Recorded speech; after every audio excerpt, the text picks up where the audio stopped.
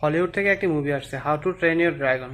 হ্যাঁ, এই নামটা হয়তো আপনারা আগেও শুনছেন, কেননা 2010 সালে সেম মুভিটাই আপনার অ্যানিমেশন আকারে এসেছিল।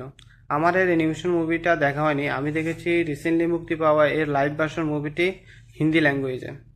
আমি সোহেল রানা, আসুন কথা বলা যাক মুভিটি কেমন হয়েছে। প্রথমে আমি এর হিন্দি ডাবিংয়ে প্রশংসা করতে চাই, কারণ এই হিন্দি ডাবিং খুবই অসাধারণভাবে ডাব করা হয়েছে। প্রত্যেকটা ক্যারেক্টারের সাথে সাউন্ডগুলো প্রপারলি ভালোভাবে ম্যাচ করছে।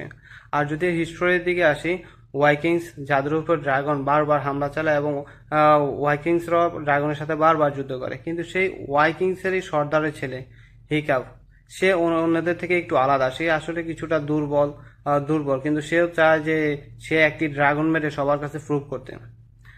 তার নিজস্ব কিছু টেকনিক আছে, এর মাধ্যমে সে ড্রাগন মারতে চায়।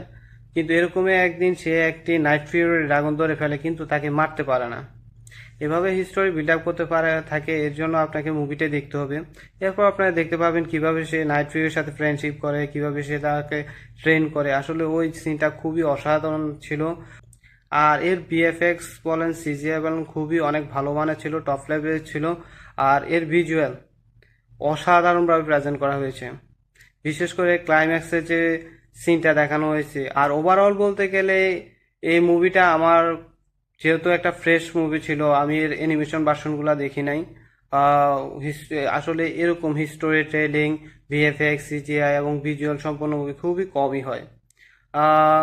ওভারঅল এই মুভিটা গুড ওয়াচিং একটা মুভি, আপনারাও দেখতে পারেন। কেননা যারা যারা এখনো দেখেন নাই, অবশ্যই আমি রিকমেন্ড করবো আপনারা দেখেন। এই মুভিটা আপনাদেরকে নিরাশ করবে না, খুব ভালো একটা মুভি। আমার থেকে পার্সোনালি অনেক ভালো লাগছে। আর আপনারা যদি এই মুভিটা দেখে থাকেন বা এখনো যারা দেখেন নাই, অবশ্যই দেখবেন, দেখার পর অবশ্যই জানাবেন।